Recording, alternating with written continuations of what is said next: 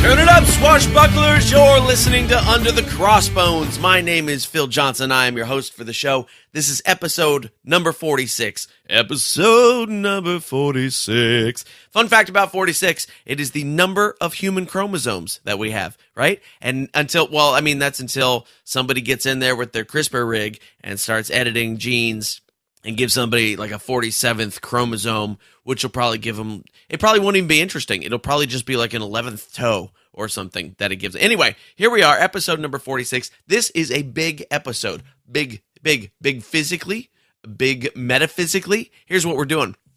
Not one interview today, two interviews. My guests on the show today are Mike Tunez from Firelock Games. He and his crew have designed a really cool pirate board game called Blood and Plunder that you're definitely going to want to check out. Interesting thing, in his interview, you'll hear a little rattling sound. It's Mike's beard rattling. Yeah, interesting. Cool. He's a good dude. And then we're also going to have on David and Serena Reiland, who are from the Renaissance Festival podcast, but they're also the progenitors of the first annual International Pirate Awards, which I'm happy to be a judge for. And so we're going to talk all about the International Pirate Awards, which if you want to check that out and go put your vote in for all the different cool stuff that's on there, I made a nice little quick short link called underthecrossbones.com/pirate awards, because the site itself has some wacky URL. But not only do we have two interviews today with really cool people, but we're also being simulcast. I don't know, simul-podcast? I don't know how that works exactly. Anyway, Senior Craig Buddy over at the History of Pirates podcast is also reposting this episode of Under the Crossbones. So if you are subscribed to both of our shows, if you're subscribed to Under the Crossbones and you're subscribed to the History of Pirates podcast, you don't have to listen to the show twice, but I recommend it. You know, because you might miss something. And so anyway, this is going to be on my feed. It's going to be on Craig's feed over on the History Pirates podcast. And it's fun. It's fun because we're going to do it because we want you to know about the annual Pirate Awards. That's why we're doing it. So if you're new to my show, if you've not heard my show before, you're probably thinking, why is this dude rambling on so much? Well, it's what I do. But if you want to find out more, be sure to come over to Under the Crossbones. The URL, the show notes for this episode are underthecrossbones.com/046. You can hit us up on Facebook, Facebook/underthecrossbones, Twitter/undercrossbones. No the in that one because too many characters, and you know how Twitter hates extra characters. They really don't. And of course, make sure that you hit iTunes and subscribe to the show.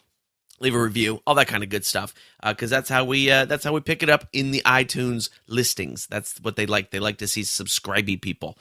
So there it is. I have had it was a great week, a great weekend. I did show Friday night in the Tracy. Where was I? Tracy. No, that was Saturday. Saturday night I was in Tracy. Friday night show got canceled at the last minute because the booker was an idiot.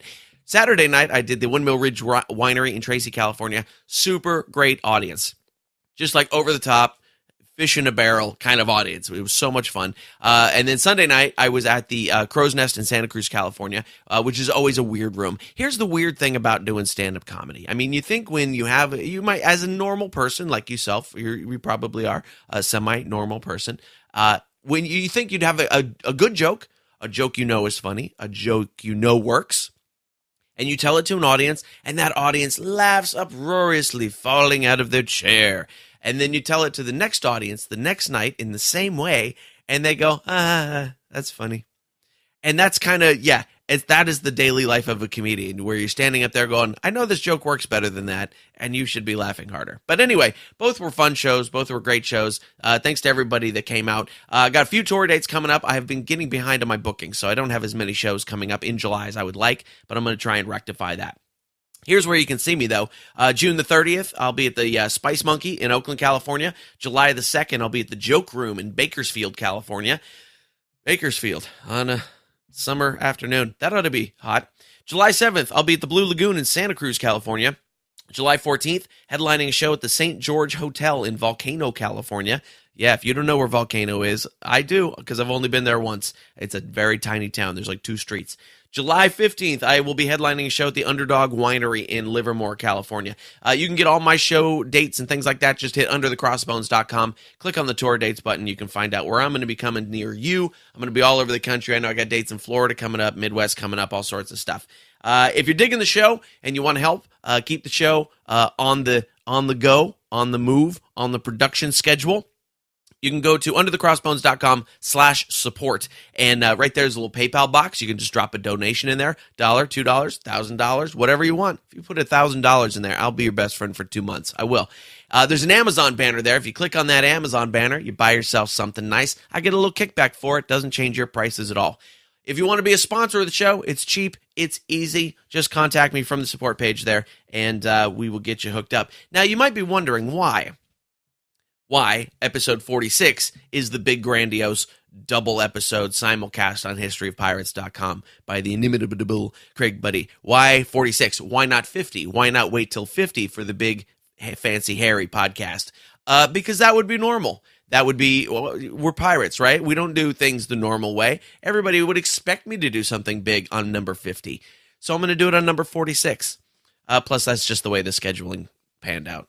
Pretty much. That's really all it was. All right. So let's get in. I'm going to stop talking here. I'm going to do a little shorter today. We're going to get into our first interview because we got so much good stuff for you today. Let's get into my interview with Mike Tunez from Firelock Games. You can visit them at firelockgames.com and check out their new board game called Blood and Plunder. Very cool. Here's my interview with Mike Tunez of Firelock Games.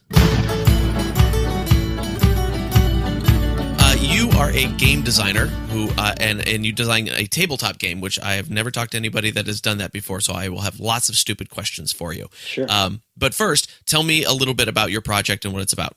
All right, so our project is, like I said, it's a miniature war game, and we can get into what that is in a minute. But basically, it's about the golden age of piracy, and it's it focuses on the Caribbean and North America and South America, particularly the Caribbean to start out, and it's designed to be played on land, sea, or both. So we've got ships and we've got figures. They could run around in towns or jungles, or they can sail at sea in their ships. Okay. And it's basically just designed to simulate a battle that pirates would have, or other similar forces in the region. Okay, and it's called Blood and Plunder, right? That's right. Yeah, I want to make sure we get the name in there. That's great. So, all right, let's go kind of back to. I want to talk about your Kickstarter. I want to talk about all that kind of stuff because you're doing really amazing with that stuff. But where do you come from? How do you get into designing a game like this?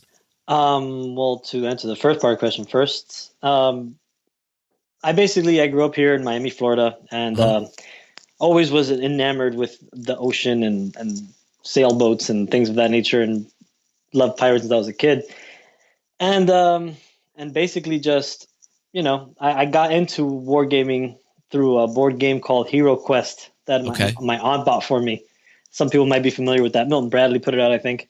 And it was kind of like a little light role playing thing. It wasn't really a war game, but it kind of opened my mind to that kind of game. And I discovered other ones, and then I discovered historical games and stuff. Kind of just made me interested.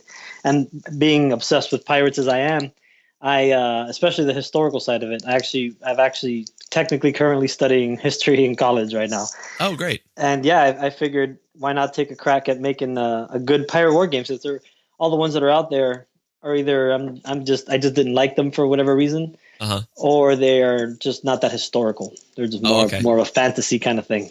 I see. Okay, and so what in your game? What kind of give me a couple of specific improvements you might have made over some other games? Well, the first thing would be the accuracy we're trying to focus on. Our priority number one, we're not trying to make a real simulation or anything. Our priority number one is to have a fun game. A game that's, exciting and it's, engaging and tactical. So which is the point of these types of games. So we wanted to make sure it was accurate. And we also wanted to make sure ships were reflected properly. It seemed like some of the other games I've looked at, ships kind of seemed like an afterthought, which doesn't seem exactly right in a pirate game. Or there are other games that I've played are ship games that they don't really have a land component, and they use tiny little ships, which is cool for what it is. But I was looking for something that really crossed the two together. So you guys could literally jump off their ship, jump into a rowboat, and land ashore and raid a town or something, you know? Ah, interesting. Okay. And so I like I said, I don't know much about these games. I haven't done any role playing or any of that kind of stuff in many, many years. So how does a game like this play out? Give me sort of how does the gameplay go? All right. So what you have your board. Uh-huh. So it's kind of like, think about a board game. So think about something like Risk. Okay. Right. And then you have, but instead of just a flat board, you have like a 3-dimensional surface. So Right. if there's a building, there's an actual little model of a building on there. Uh-huh. And that could be anything as simple as a printed out piece of cardboard that you kind of just glue together, or it could be a nice resin, model of, Right. of what a building is. And your stuff looks fantastic, by the way. The stuff I've seen in the pictures on your site, fantastic Cool, thank looking. you. Yeah. Well, most of the terrain is homemade. Some of it's purchased. Uh-huh. We actually plan on making our own eventually, but we can only handle so many things at a time. Sure. Being a startup company and all. But, Yeah. But yeah, so you'll have a 3D scenery set up on your tabletop, and then the figures on the table, the ships, the figures, and all those things, they move. Instead of moving in spaces like a typical board game, you just use a tape measure and you measure everything in inches. Oh, So okay. if you want to see how far away something is, to see if you're in range to shoot it, you check the distance, you measure between the target and the shooter, and then from there you kind of maneuver your guys around the table, and you roll dice to resolve attacks against each other. Okay. Interesting. Yeah, and that's pretty much a simple breakdown of what it is. A Okay, little more yeah. to it, but it's not as much as people assume when they see it sometimes. Okay. And how long does it take to play a game? Games typically for us have been around an hour. Sometimes a little more, sometimes a little less, depending on the scenario that we're trying to play out. Okay. Some of them tend to be a little more defensible, and when you gotta break through defenses, it takes a little longer. So those games maybe an hour and a half. And sometimes you have a more straightforward battle that'll go sometimes as little as 45 minutes. Oh, okay. All right. So it seems far more complex than Monopoly, yet takes much less time. Interestingly enough, yes. That's it's not great. as complex though as you may think. It's probably in certain ways it's probably as complex as Monopoly. Okay. It's just that there's a lot more little details, right? Oh, okay. So if you think about using Monopoly as an example, if each little piece in Monopoly, say the boot, had its own little special characteristics compared to the what's another thing they have, the thimble. Okay. So say maybe the boot moves an extra space and the thimble saves $1 on everything you do. That's kind of where you'd add the extra complexity into the game. Okay. That sounds like I'm going to have to enact those house rules. I think that would be fun. Yeah. So designing a game seems like just an enormously large project. Where do you even start with something like that? Yeah. It is quite the project. I've been working on this. This is my first attempt at a game design, so it probably takes a more seasoned designer much less time, but I've been working on this for about 3 years, seriously in the last maybe 9-12 months. Okay. Before that, it was kind of just something I was doing as a hobby because I just really wanted a cool pirate game. And then people started getting more interested in it, and I started sharing it with people in my game club locally. And so it kind of ended up taking on a greater life than I originally intended, which is cool though. I've been enjoying it, but it is a lot of work. It's important. You have to. I basically started out with a concept of what I wanted to do, and then I created rules around how I would think that would work, which didn't always play out the way I wanted them to. So that's what took all the time. So the game basically started out as a different game where it was a little bit more complex than it is now, and we've simplified it while adding a lot more character at the same time as I've gone through the development. So this is kind of like the second game technically, because the first game was different enough that I would almost call it a different game. Oh, okay. Interesting. And then so you start with the rules and working those out, and what are you using to play out the game since you haven't designed the pieces and the mats and things like that yet? Right. So before, we have our own pieces now, of course, and we got everything you see in the Kickstarter as far as the little miniatures and the ships, those all belong to us. It's just the terrain that's not ours. Oh, okay. The terrain, like the buildings and the hills and the trees, that type of stuff. That's what we're not producing. But the figures and all that, the dice, the ships, we make all that. But in historical games, you can pretty much find figures for pretty much anything. Except in this period, we didn't have ones that were exact. Most of the ones were pretty Hollywood. Pirates with boots and stuff, and they didn't have any proper buccaneers with pistols and muskets and things like that. So, but we used basically other miniatures from other pirate manufacturers, which there's actually quite a few. Okay. All right. Interesting. And so we got the rules, and then you're playing out the rules to see how they work, and then what's your next step from there into designing characters or what? Yeah. So from there, once we've gotten the rules sorted, we've kind of all done it at the same time. Oh, okay. I've been hand in hand designing the figures and the ships, and then also the rules and the manufacturing processes. Not by myself, of course. I have lots of talented people helping me, thankfully. So. But yes, so that's pretty much how it's been. We've kind of done everything hand in hand as we've gone. Although at first it was just getting the rules sorted out, and then once we had a pretty good workable thing, we started working on design and manufacturing of all the stuff, while continuing to work on the rules, because you can play test these things forever. I mean, I'm sure I could keep working on this for another year and do more if I wanted to, but you gotta put the brakes on at some point. Yeah, absolutely. And then that just leaves it open for version 2 and version 3 and yeah, which hopefully we won't have to do for a long time. I think we've done it. I'm pretty happy with where we're at, honestly. I think it's, we've been working with, I just got off the phone actually before I talked to you with Benderson Little, who I know you interviewed before. Yeah, he's great. I was kind of going over a final review with him to make sure we didn't do anything totally wrong. So it seems like we're in a pretty good place. So. Oh, good. That's great. And then, so what's your timeline on releasing the game? I know we've got the Kickstarter, which ends in about a week or so after we're talking here. Yeah, about a week from today, roughly. I believe it's next Wednesday. Mm-hmm. So we have, once we get the Kickstarter done, we go immediately into manufacturing. Once then, we'll have all the money to get all the materials and all the things we need. And that should be the latest we figured we'll do it is December. But on the truth be told, we're hoping to do it much sooner than that. We're hoping to start shipping to people sometime in the summer. Oh, wow. That would be mighty quick. Yeah, I mean, we've got a lot done already. We've gone as far as our initial investment would take us in, but that's really 90% of the work is already done. At this point, we're just kind of needing to grab all the materials, finalize everything, and know how much to make. And that's going to help us set a schedule and hire people we need to make sure that we can pump out as much stuff as we need. Right. And that would be the rare Kickstarter project that actually delivers early. Well, yes, we are willing to move heaven and earth to make sure that happens.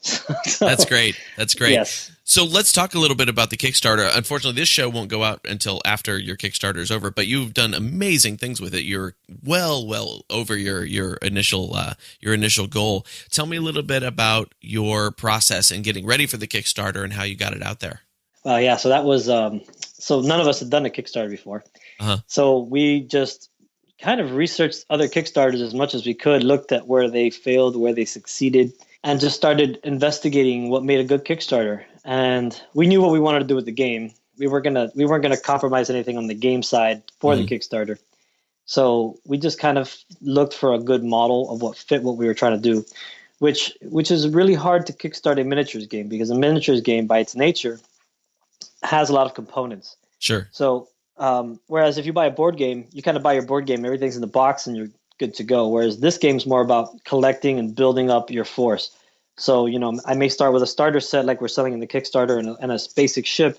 But then from there, maybe I want to add some more sailors or some more musketeers, or maybe add more guns, another ship to go along with it. The idea is to build and collect and have more variety. So the game has a lot of life because of that. Unlike a regular board game, you can play it and it's always completely different. You can do a different scenario and a different thing. So, but anyway, I'm ranting. But based on the nature of what a miniatures game is, there's so many little moving parts, and not all of them are required, that it makes it difficult to kind of make good tiers for people to back. So that was the hardest part. The hardest part was figuring out, how are we going to market this? So we decided to only do the starter sets, and along with the ships and the accessories. And eventually we'll sell the individual packs once Kickstarter's over, but that would have complicated matters further for us, especially for shipping. Figuring out shipping on Kickstarter is probably the largest, probably even larger than figuring out how we were going to sell it. Right. Because there's so many variables, and Kickstarter doesn't really give you a lot of flexibility. Like in the United States, for example, we can't, if we're whether we're shipping to Hawaii or if I'm shipping to my next door neighbor, Kickstarter makes me charge you the same thing. Oh, I see. So we, and then there's other countries and there's VATs to consider. We wanted to make sure all that stuff was covered for the customers, of the Kickstarter, so that it wouldn't be, you pay all this money for this game, and all of a sudden you get this, we ship it to you and you got this giant tax bill, that you got to pay for it being imported. So we wanted to make sure we covered all that and made that as simple as possible so that people wouldn't have to deal with that. So we that was a challenge to make that happen and keep the shipping price still as low as we can get it, which was hard to do.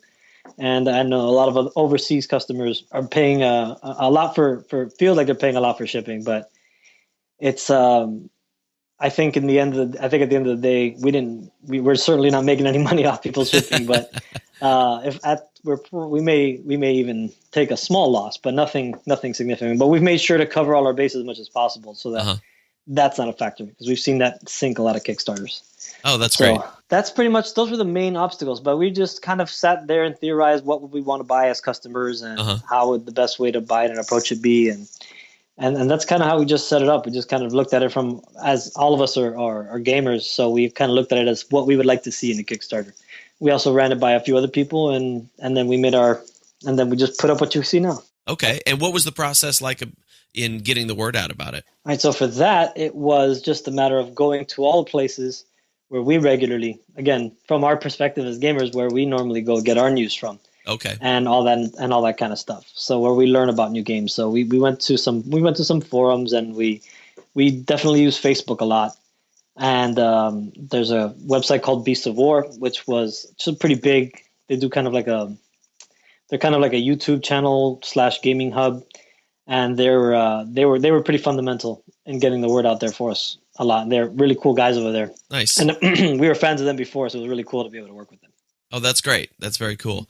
So when you were, did the idea to make it a pirate game kind of occur to you first, or was it, I want to create a game, and then you decided at some point that it was going to be a pirate game? No, it was absolutely a pirate game from the start. Was it? Okay. Yeah. So I was just trying to look for something more in a pirate game, and I kind of just said, maybe I can take a swing at making my own rules for this kind of thing. So I had the figures and stuff already, so I was like, let me give it a try. And played it with my brother a little bit, and we kind of liked where it was going, and I continued to develop it from there, and it just, took on a life of its own. So yeah, definitely started off as a pirate game. Nice. And you said that one of the aspects of it was that there's a smooth transition between naval and land-based warfare that you didn't find in other games. What did you change to make that a smoother transition? Well, I tried to maintain the idea that they were both the same game. So in some other games, say for example, if I was doing a World War II game or a science fiction game or something, they'll have little infantry units, and they'll have tanks and other things of that nature on the table at the same time. So I kind of wanted to approach it from that aspect. So in these games, obviously the vehicles follow slightly different rules than the troops do. Sure. So if I just treat a ship as a vehicle, which is really what it is, and kind of approach it that way, it should be pretty. The difference being it can only move on water. But I figured if I approach it that way, it should be a pretty smooth transition, and that's kind of how it worked out. The real challenge was keeping ships simple enough, because a ship is a very complex vehicle. It's not like a tank that's pretty much an engine, tracks, and a gun. Right. So ship's got rigging, it's got multiple sections, it's carrying men, and the men are fighting, and they're exposed on the open decks and stuff. So there's a lot more variables involved with the ship. So the real challenge there was trying to keep it really playable and simple, so there wasn't a whole lot of extra rules for the ships, while at the same time making it interesting enough that you really, if you were playing with only ships and you were just having a naval battle, it felt like you were playing a naval game. Like all the stuff that's important there, all the important tactical decisions and those types of things are all still represented correctly. And I think we've achieved it. I think we have a pretty good result. Great. It sounds fun. So the pieces, the ships and the figures that are coming with the game look really, really great, and they come unpainted, right? Correct. Yeah. Okay. And I don't know anything about that, but I was like, I saw some color ones and some black and white ones, for lack of a better term. Either way, they're really great. Who designed the figures themselves? We have an in-house designer. His name's Brian, and he's him and we have another artist named Ian also. So Ian does our concept art, and Brian does the sculpting. He does 3D sculpting. Okay. And so we basically make Ian draws them out. We kind of run it by Benderson and look at it, make sure it's accurate in what we need. And then Brian will mold it in a 3D environment. Then we'll 3D print it and we'll cast it into silicone molds, and which we use to spin cast them in metal. Oh, okay. How much of that are you doing in-house? All of it. All of it, really? Wow. Well, that's not true. Not making the molds. We have somebody else making the molds. It's just it is a discipline we have not had the time to learn yet. But. Okay. It's not like you're not doing anything else. Come on. Exactly. But That's everything great. else we're doing in-house, yeah. So it seems like, as somebody who doesn't really know the games and things that well, it seems like part of the experience is getting the figures, painting them up like you want them to, and there's a lot of stuff that you do with the game before the game even begins. Am I sort of on the right track there? Yeah, generally. Although you have you definitely have different camps. So you have people who will buy everything for this game, leave it as it is, never paint it, and play with it, and just love it and treat it more like a board game. It's just there's parts in there, you put them down, and we've tried to make sure like the ships the whole of the ship is a single piece. The miniatures themselves are all a single piece. So that way, if you wanted to do that, you can. You don't have to bother with building or putting anything together if you really didn't want to. But yeah, for wargaming, it's the hobby aspect of it is definitely significant. Where, painting your guys and making your terrain table and putting your ship together and painting that's definitely part of the hobby. For some people, it's most of the hobby. For some people, it's a good split. And for some people, they don't care about that aspect of it at all. Okay. So it just depends on the individual. But generally you'll get the person who'll do some kind of quick paint job to be able to play and have it look nice. Right. Because the aesthetics of it is obviously a big thing. Sure. I think I would probably be the unpainted guy, because anytime I tried to ever paint a small thing like that, it just looked like a disaster. I'm a pretty terrible painter myself, but thankfully, yeah, I just, as long as they've got some kind of color on them and they're just not bare metal, I'm generally pretty good. There you go. I'm good with that. So, so how many people do you have working in your crew with you? It sounds like you got a fairly good group of people there. So actual staff, we've got about 4 people. Okay. But then we've got a bunch of other people who kind of help out on a contractual basis. And every one of our staff, with the exception of one person, are actually just part of are all partners in the business. So okay. Most of us go unpaid. Sure. For the most part, for now anyway.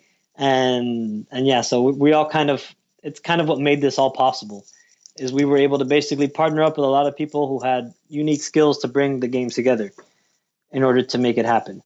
That's great. So we we were able to access really talented artists and stuff to design everything, by just kind of partnering up with them. Okay. Yeah. And it's a great lesson in sort of using the community around you to get something done. Absolutely. Yes. I'm a comedian, and we just do everything ourselves. That's all we do. That's all we do. Well, Mike, this has been super fun, man. So the website is firelockgames.com, right? Correct. Yes. Oh, good. And so I imagine after the Kickstarter is finished, which will be in a week or so, that people will be able to go to that website and actually order stuff, right? Not after the Kickstarter right away. We're going to make sure that our Kickstarter backers, we're at least shipping out to them before we're starting to take any pre-orders. Oh, okay. We definitely want to take pre-orders as soon as we can, because we do have to keep the doors open here. But we want to make sure that our Kickstarter backers feel supported for supporting us. That's so we great. want to make sure we get them stuff first and make that our utmost priority until everything is starting to ship. Fantastic. That's great. I like to see that. Cool. This has been great, man. I'm glad we got to do this. Is there anything I didn't ask you that you want my audience to know about? No, I mean, I would say most right now, until we get our website fully up and running. Right now, it's mainly a splash page. Our Facebook page is the best place to go and communicate with us and to kind of find out information. We try to be pretty active on there as much as we can. So Great. Generally, thanks to our phones and stuff these days, it's not that difficult.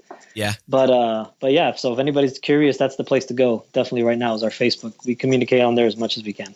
Great. And I'll make sure to link that up in the show notes. Well, very cool. All right. So everybody's going to go out and look for Blood and Plunder on the firelockgames.com website, and follow your Facebook page and make you lots of money.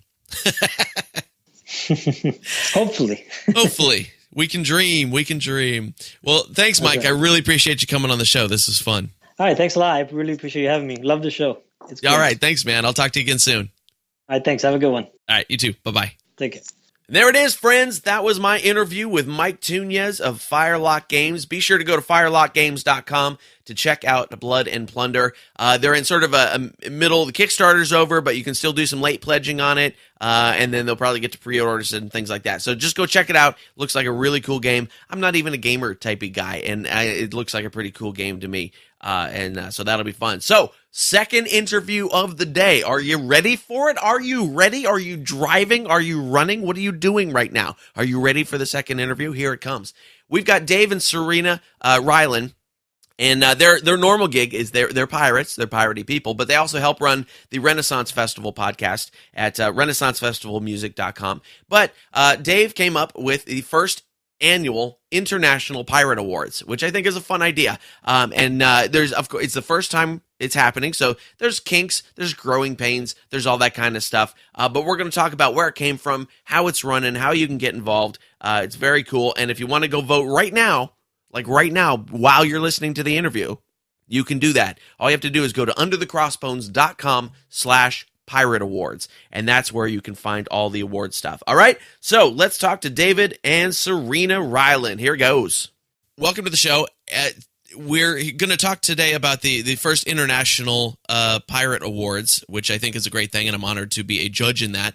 So first, before we get into your background and all that kind of stuff, tell me a little bit about the International Pirate Awards so that everybody knows what we're talking about. Well, I got with Jack Gonzo, the proprietor of Scoundrels Inn podcast, and I got to talking to him. I said, we don't really have a pirate award. And we have all these awesome pirates everywhere, so we should have a pirate award. So I got with Jack. Jack said, yeah, let's do it. So Jack and I started it. Then we got this guy, Phil Johnson from Under the Crossbones involved.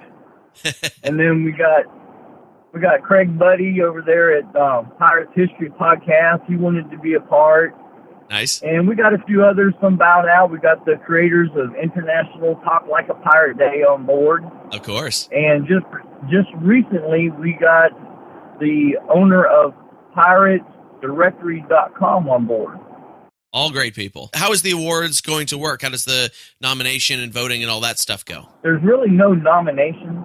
Okay. You just go and vote. This is like the People's Choice Award. Okay.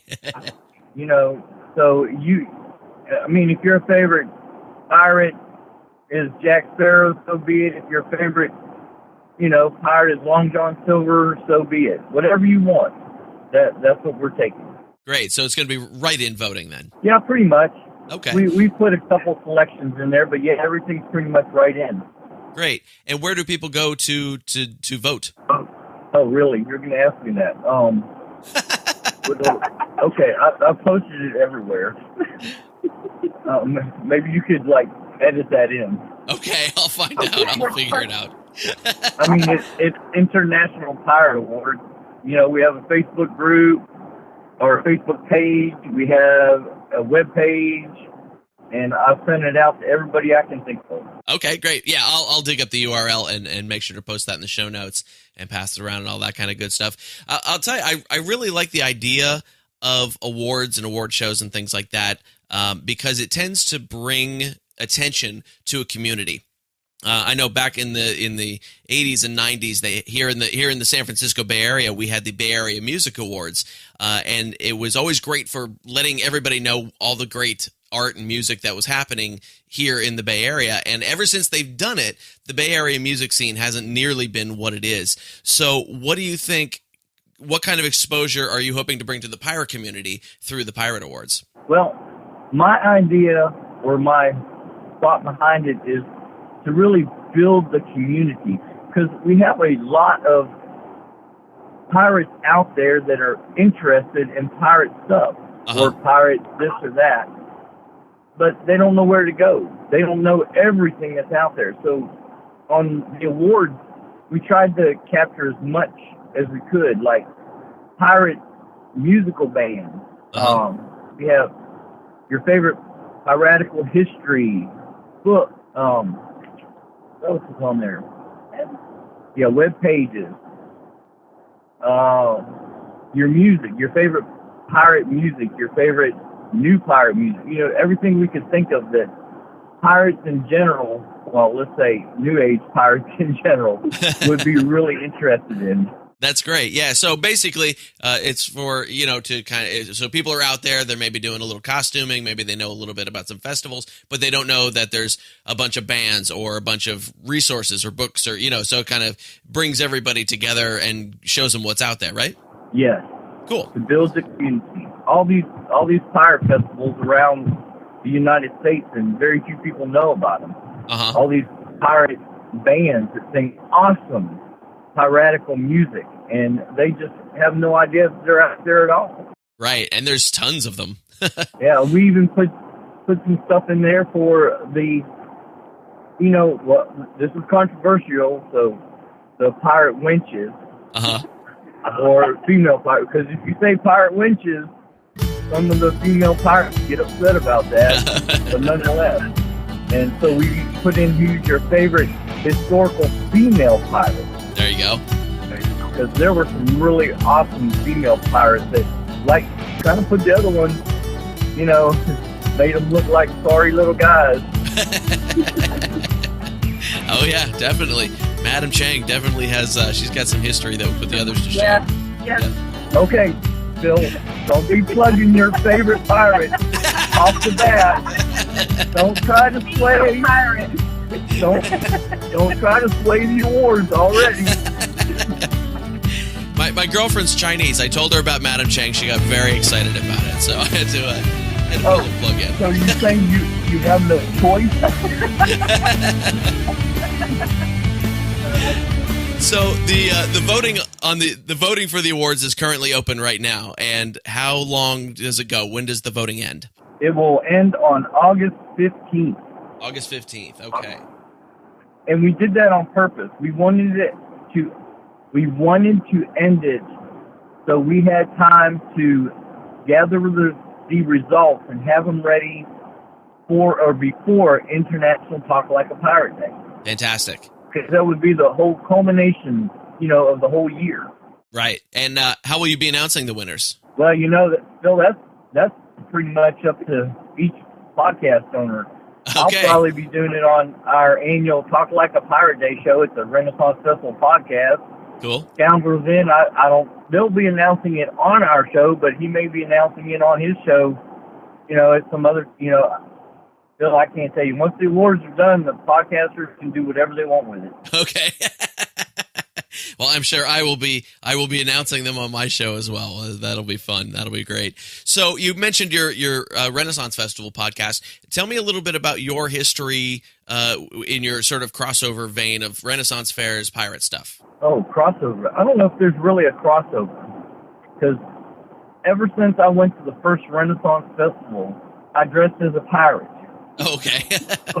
So there's really, it's more like, it's a subgenre of what I like to do. Okay.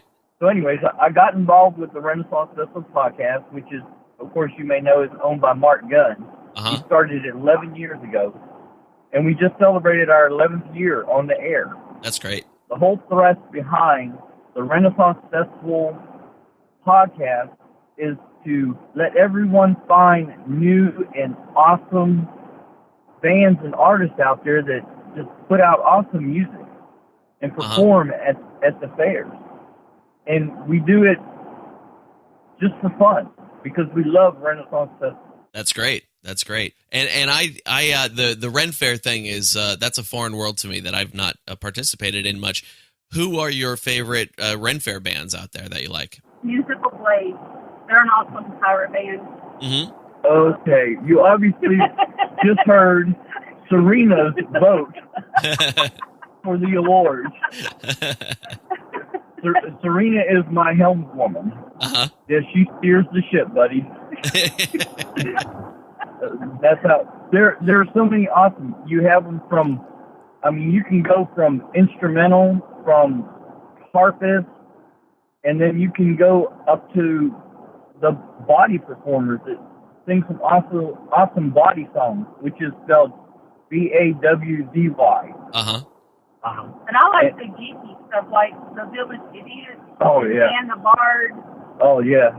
Cross genre references some of his music, because when you go to a Renaissance festival, you don't see the Queen and the King and the Duke. Well, you see that, but you also see Doctor Who, and you see Spock and right. Star Trek, Star Wars, anime, Firefly. You see all these genres, and some of these Renaissance performers have just taken their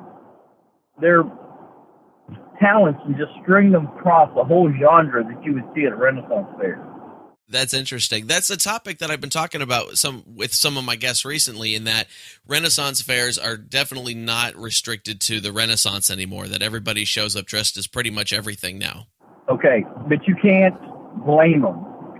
Certainly First not. off, a Renaissance fair, in my mind, is the first geek fair, period. Sure, yeah, I mean, that makes sense. What other person is going to go there but a geek? Right. So you can't keep all the other geeks out. They're going to show up. Right. It's almost like it seems like they're almost turning into Comic-Con without all the panels and stuff. Yeah, it's kind of like Comic-Con, but it's like out in the open. Right. And we all mix together. I mean, you've got people that are dressed up as pirates mixing with people that are dressed up like in a Bard outfits and Star Wars outfits. It's everybody gets along. Yes. I think fantastic. that's one of the awesome things about a Renaissance fair. You can have a Klingon standing next to Luke Skywalker, and they would love to take a picture with each other. They love it. That's great. You can't, this is geekdom. It's the best of geekdom anywhere. I like it. And so how did you get involved with the whole Ren Fair / pirate thing? Where did you come from before that, and how'd you get into it? I went to the Louisiana Renaissance Fair. Okay. So I started doing some research, and I found the Renaissance Festival podcast. Okay. I started listening, and then it kind of like died. Where'd it go? It just stopped producing. So I approached Mark Gunn, the owner of the Renaissance Festival podcast. I said, dude, I missed the shows. I really enjoyed the shows. He said, well, I really don't do that anymore. It's done by the fans of the Renaissance Festival. Oh, I see. I came on as an editor. Next thing I know, I'm just running the whole shebang. And that was, 2 years ago? About 2 years ago. And since then, there were two guys doing the podcast, and one of them was on sabbatical or out of pocket, and he couldn't really do anything, so the show kind of died. I came in, started revamping things, and now we have about 23 minions, which is what we call our volunteers doing the show. Uh-huh. And we put it out twice a month, and it has grown into more of a community thing than just, two guys doing a podcast. Uh-huh. That's great. That's really good. And so you said you went to your first Renaissance fair dressed as a pirate. Why did you decide to go dressed as a pirate? Okay. I did not go. I went to my first Renaissance fair naked. and I'm like, oh, this is awesome. I feel naked. Next year, I'm gonna dress up as a pirate. Okay. So the next year I threw something together. I got some old khaki pants and I cut them up and found an old shirt I cut, and I looked like a goofy wannabe pirate. Okay. And then the next year, got a little better and I just got really involved. So it's evolved from then. And right now at the Louisiana Renaissance Festival, I'm the Friends of the Fair liaison. Okay. We have our Friends of the Fair group, which is a special annual ticket you have to purchase. Uh-huh. And I'm kind of the guy that goes in between them and the owners of the fair. Oh, I see. So I've just dug completely into the Renaissance Fair scene. And what kind of intermediary duties do you have there? What's involved in that ticket that they need an intermediary? The Friends Affair. Yeah, the Friends Fair. I make sure the owners do what they say they're going to do. Okay. and I try to make sure that the Friends Affair don't ask too much of the owners. Okay. And I just try to make sure everything just runs real smooth. What it means. Oh, the Friends Affair? Yeah. So the Friends Affair is an annual membership, but you get perks in it. There's a special area where we can meet and greet, and there's privileges that the Friends Affair get that no ticket holder would ever be part of. Okay, and what kind of privileges are those? Well, you can get into the fair early. You get certain discounts. We have our own Friends Affair area inside the fair that only Friends Affair can go into. We have the Friends Affair Award, which we award, acclimates to our favorite performers and whatnot at the fair. Nice. Or our favorite bartender or whatever. Then we have special gatherings. We have a special gathering one, usually the third week of the fair, where only Friends of Fair get to come. It's after fair hours, and bands actually come and sit down with us and they sing for us. Oh, nice. It's more of a group gathering than a performance. So last year we had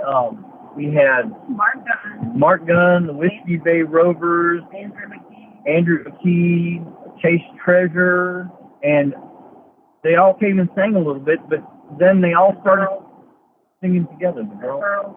Shoshana and Kimberly. Oh, yeah, and Sidetrack, the Wandering Gypsies, and then they all started singing together. We all started singing together. Whiskey Bay Rovers. Yeah, I said the Whiskey Bay Rovers. I know you like them and all, but I already mentioned them. Let's not plug too much.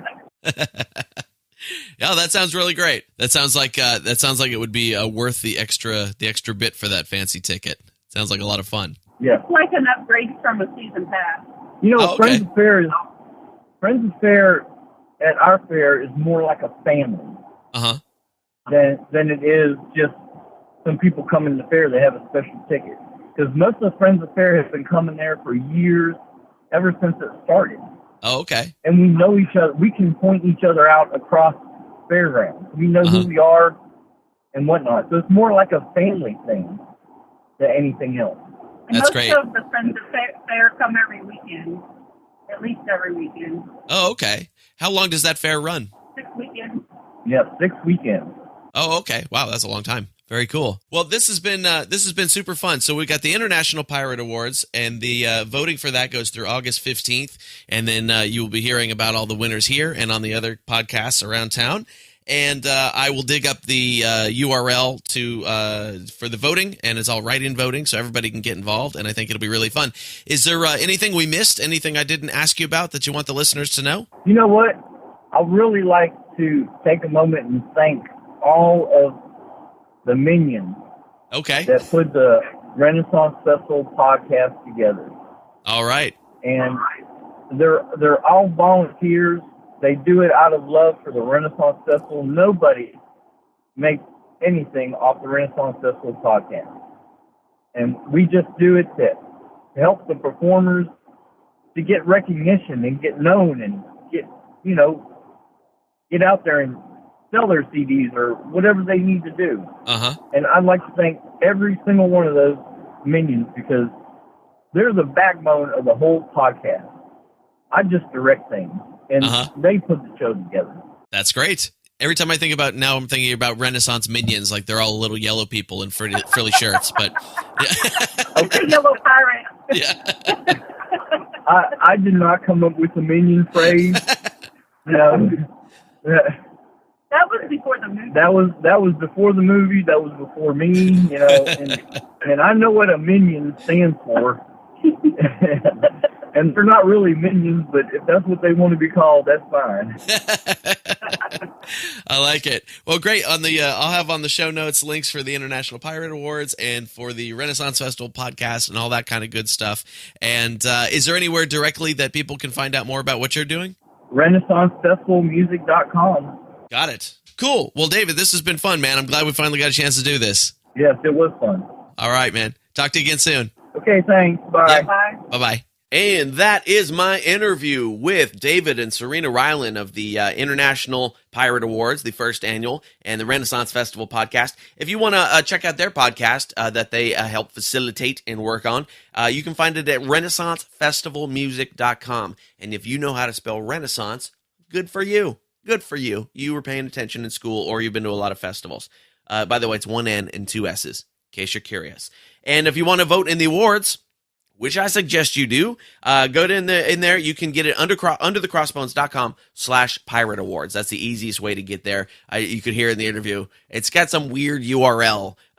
Like I said, growing pains. It's going to get better over time. It's all good. But go vote, participate. It's going to be a lot of fun. And we'll be announcing the winners here on underthecrossbones.com when those winners are picked. All right. Show's not over yet, friends. Show's not over yet because we got comedy and we got music because that's what we do here.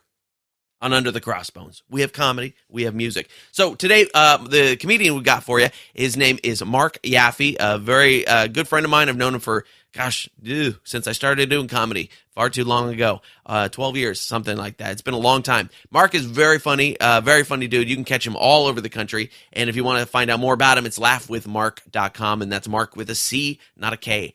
And then today we've got a song called Running from Mita Gajar Parker. Very cool stuff, very rockin'. She's got a killer voice. You can find her on Facebook at Mita Music. It's Meeta, Mita Music. All right, you ready? Here we go. Mark Yaffe doing some jokies, and then a song called Running from Mita Gajar Parker. Check it out. Man, I got 2 daughters in college. I'm now old enough to be their dad and broke enough to be their roommate.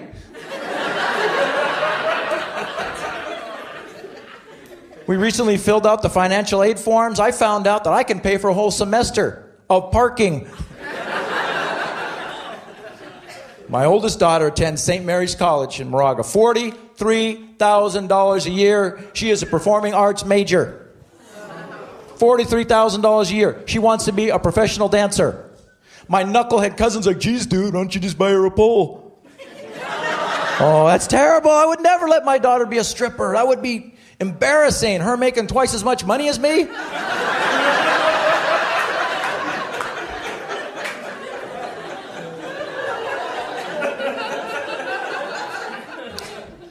I hope my daughters marry into a traditional Indian family. I do. Yeah. Traditional Hindu Indian family. Because one small dot for her, one large check for daddy is what I'm saying.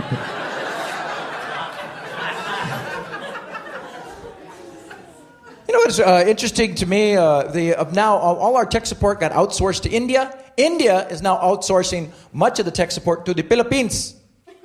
Yes, the Philippines. And now the Philippines are now taking 411 directory assistance, all routed to the Philippines. I hope they don't outsource 911 to the Philippines because someone may not survive that call. Thank you for calling 911 Emergency Services. How may I provide you world-class service? Yeah, I've been shot. I'm bleeding. I need a paramedic. I need an ambulance. I need to get to a hospital right away. We here at 911 are so sorry to hear you have been shot. You're bleeding. You need a paramedic. You would like an ambulance. You wish to go to a hospital right away. However, in order to provide you more excellent service, I will need to start with your first and last name. Mark Yaffe. Thank you for calling, Mr. Mark Yaffe. Can you please to tell me the location where you were shot? I got shot in the lower abdomen. Lower abdomen, is that located anywhere near Tracy or Modesto? Hello?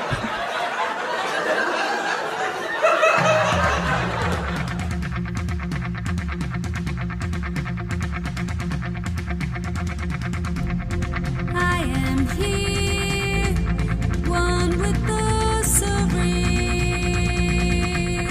I could fly, lifting off from here.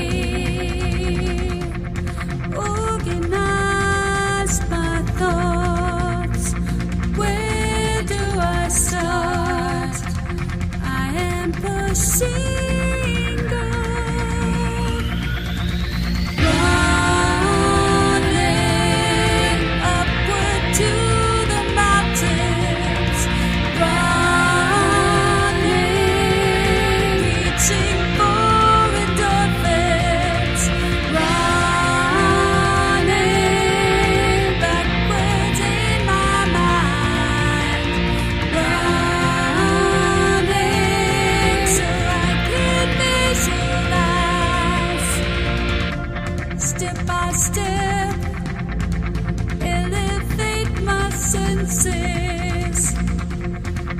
heart is racing and I am chasing, out of breath, energized and ready.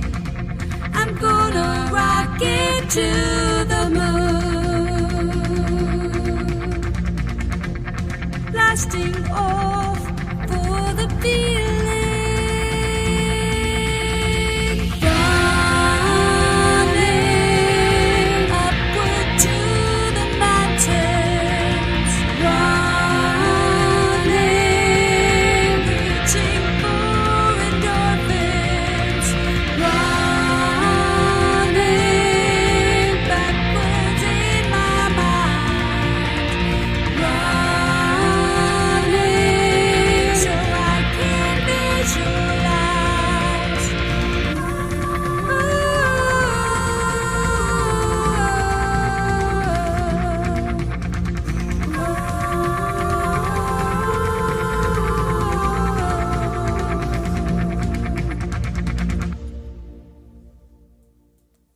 And that's our show for today, friends. Thank you for tuning in once again to our big, fat, juicy, meaty, beefy episode number 46. I appreciate you being here. All the show notes available under thecrossbones.com/046. If you want to find out more about Mike Tunez and the Blood and Plunder game, go to firelockgames.com. If you want to hear more from David and Serena Reiland, you can check out renaissancefestivalmusic.com. And, of course, the awards, the first International Pirate Awards, are at underthecrossbones.com/pirate awards. If you want to check out more from comedian Mark Yaffe, go to laughwithmark.com. That is Mark with a C. And if you were digging on the tunes and you want to check out more Mita Gajar Parker, go to facebook.com/Mita Music, MEETA, Mita Music. And her new album is out, just came out last Friday, so you can go pick it up. If you go to the iTunes, Thank you to Craig Buddy for simulcasting this episode. And you can check out his show, of course, at historyofpiratspodcast.com. Go to iTunes, make sure you subscribe to History of Pirates Podcast, make sure you're subscribed to Under the Crossbones Podcast. Do it up. The subscriptions, that's what iTunes really looks for. That's how we go higher in the rankings. So go do that. And leave a review while you're there. Nice 5-star review. We like to read those. And again, all the show notes at underthecrossbones.com/046. Whole bunch of awesome guests coming up in the next few weeks. So stay tuned, and I'll see you next time. Bye.